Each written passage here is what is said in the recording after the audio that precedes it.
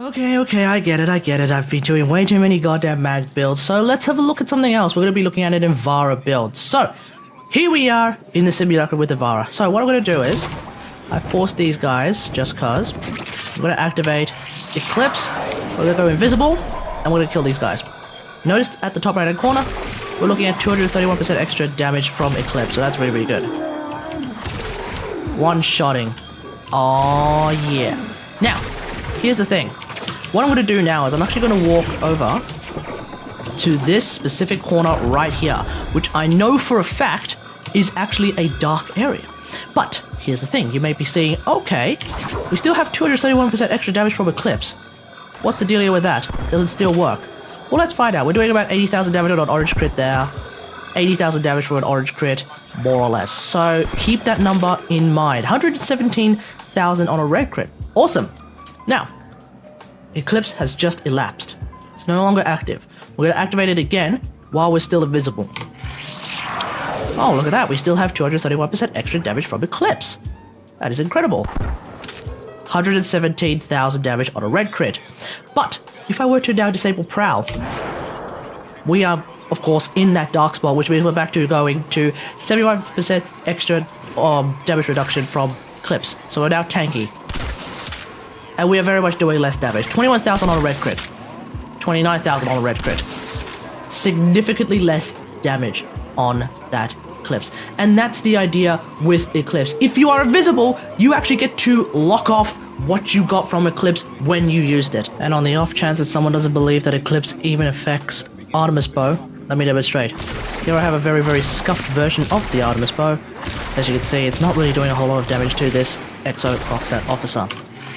Now I activate Eclipse, and I go invisible, just so that I can lock on Eclipse. Look at that damage difference. Huge difference right there. And the fun doesn't just stop with IVARA, so here we have Loki, who I haven't used in a very long time. 254% Eclipse, we're going to go invisible, we're going to go back to that particular spot. Again, notice in the top right hand corner, the UI clearly says 254% extra damage, 54,000 on an orange crit, but that might not be in a headshot, 77k on a red crit. Somehow I'm doing less damage. 103,000 damage on a red crit, etc, etc. But as soon... Okay, now we're in the 75% area. Massive damage fall off, in the sense that we're doing a lot less damage. It's the same idea. And we know for a fact that that front area is in fact a bright spot. Here, this is in fact a really bright spot, really good for Eclipse. No damage. But as soon as my invisibility were to deactivate in 5, 4, 3, 2, 1, invisible again, boom! We're one-shotting these guys with, or these girls rather, with headshots. And that's the idea. So, Eclipse is really powerful, and a lot of people have been asking this, controllable, to some extent, with invisible WarFrames. Let's have a look at the IVARA build. Here is the Eclipse Arrow IVARA build. So this is what I've come up with. Essentially, we're going for high efficiency and high duration, mainly so that Prowl and Artemis Bow don't use as much energy, so that I can keep my energy reserves up, because we are not using something like Dispensary. So that's the reason, okay? We also want to keep the power strength up as well, because we're not using something like Empower, which doesn't care about power strength. We are instead using Eclipse, which does care about power strength. So going for that extra power strength is probably a good idea. Because we have high power strength, high efficiency, high duration, something's gotta give, and it's gonna have to be that range. Now, 97% power range is actually not particularly bad per se. It is a little bit annoying on the quiver side though. It does mean that the sleep arrow and to some extent the noise arrow do have small areas. That's a little bit annoying, but it is manageable so long as I am prepared to use more than one sleep arrow at a time. If worse comes to worse, you could consider using something like Power 3, but I really hate Power 3, so I would definitely not recommend that in the slightest. A quick reminder that this is the Artemis Bow build against armor, and this is the Artemis Bow build against shields.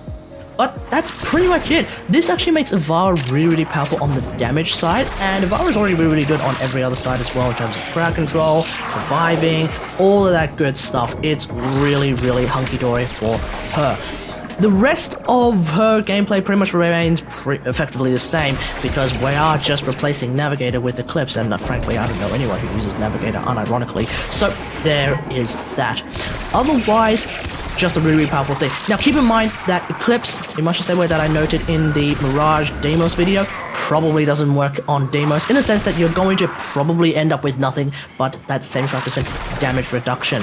Whether it's the full 75% damage reduction, I don't know. And that is probably the big thing that I would like DE to do about Eclipse. I don't really care about this whole, oh, if only we could actually change which version of Eclipse we got based off our energy color and all that jazz. No, I don't care about that at all. The one thing I want DE to do is to actually have the UI perfectly reflect how much extra damage we're doing and how much extra damage reduction we are getting, because there is actually a range and it is dependent on how much light is in that area. So the fact that right now the UI only shows which side you're on by showing the maximum side that you are on, i.e. 231% extra damage, but that's only the maximum, and not reflecting a less amount of damage if you happen to be in a slightly darker area that is still technically in the light. I think that is a bit of a problem.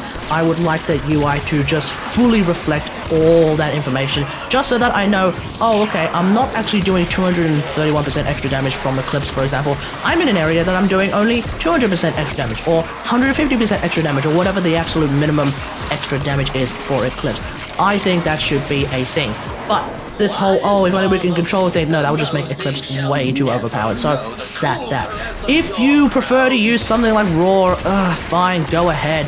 It's the not-so-thinking man's Eclipse, if you ask me, but I think Eclipse is so much better, especially on Ivara, because you, again, can lock off that particular Eclipse depending on which one you want.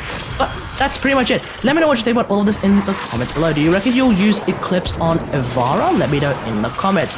Oh, what's the Loki build? I'm not going to show you the Loki build because it's not really a build. I just sort of mishmash something together just for demonstration purposes. It's completely irrelevant. Otherwise, hope you guys enjoyed. So if you like this video, hit that like button, subscribe for more WarFrame content, and until next time, I'll see you guys later. Thanks for watching. Bye!